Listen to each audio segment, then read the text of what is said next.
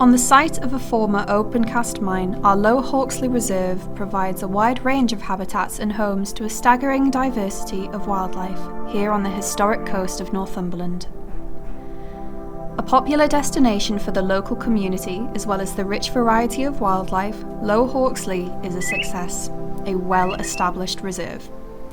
Now, in 2025, the Northumberland Wildlife Trust are embarking on a major project which hopes to give nature a helping hand at two nearby sites at East and West Chevington. Welcome to Biodiversity Boost.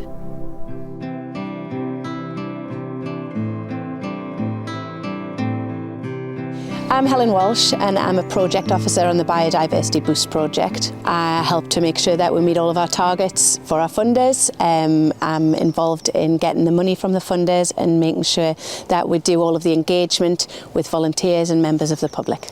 My name is Lee Rankin. I am one of the project officers for Biodiversity Boost here at Druridge Bay. I'm Alex Lister. I'm area manager for Druridge Bay for Northumberland Wildlife Trust. I've been with the trust now coming on for 20 years. Most of that time out here on Druridge Bay. Biodiversity Boost is about sort of trying to enhance and improve existing habitats within the Druridge Bay area for sort of a wide range of species and a wide range of habitats. It's about improving habitat across Druridge Bay for wildlife and people to some extent. It's also about creating new habitats in the area and actually showcasing what we have here and actually trying to get more people involved actively with the sites and with the local wildlife. So yeah, fingers crossed by the end of it we'll have made that habitat a little bit better. The project's funded with funding from DEFRA via the National Lottery Heritage Fund under a project called the Species Survival Fund. We're in the middle of a biodiversity crisis.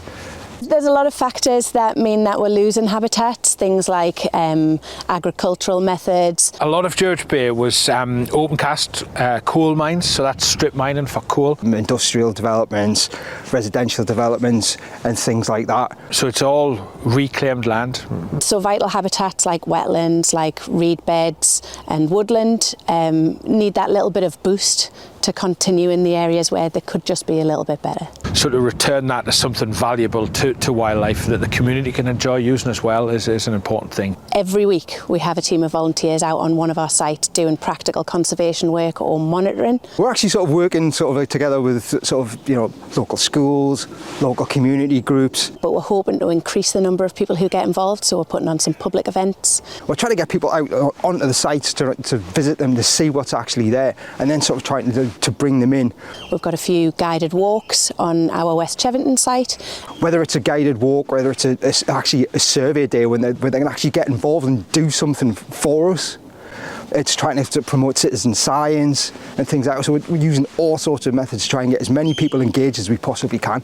And we'll hope that through our Instagram page and various different social media posts that more people take an interest in what we're doing in the Druridge Bay area.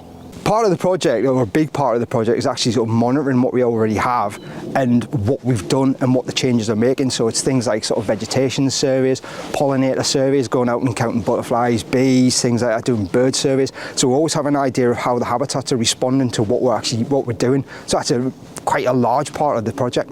We'll keep the monitoring going so we know what species are coming in and how it's been improved. I think a lot of the changes that we're doing we can see on the ground while we're doing them, things like tree planting or removing fences from hedgerows. You can see that straight away, but a lot of the changes that we're hoping will happen through the project could be a good 10 or 15 years down the line before we see the difference. We have a number of sort of project partners right down from sort of individual farmers who are actually sort of helping us sort of manage some of our sites. We have a partnership with a local agribusiness called Silvermore. Our project partners are FlexiGraze, who supply animals for conservation grazing.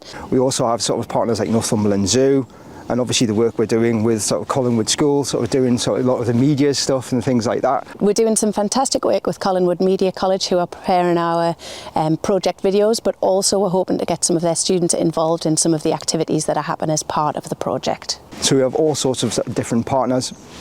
We also sort of look at sort of working with other outside bodies such as Environment Agency and Natural England and people like that. But it's right down from individual farmers, individual people, right up to sort of like large government bodies. We also have Eco North, who are an ecology consultancy who will be doing some of our survey work, and we also are hoping to work with Northumberland Zoo to install a new hide there to enhance their visitor experience. But actually, at the minute, we just need to consolidate what we've already got, what this project has improved, and then look at ways of moving that forward in the future. The key is keeping something like this going. Nature's a continually evolving process. It just does what it does. We're sort of tinkering around the edges to a certain extent, but the idea is we give nature that robustness, and we can actually sort of let nature carry on the journey with a little bit of help from us.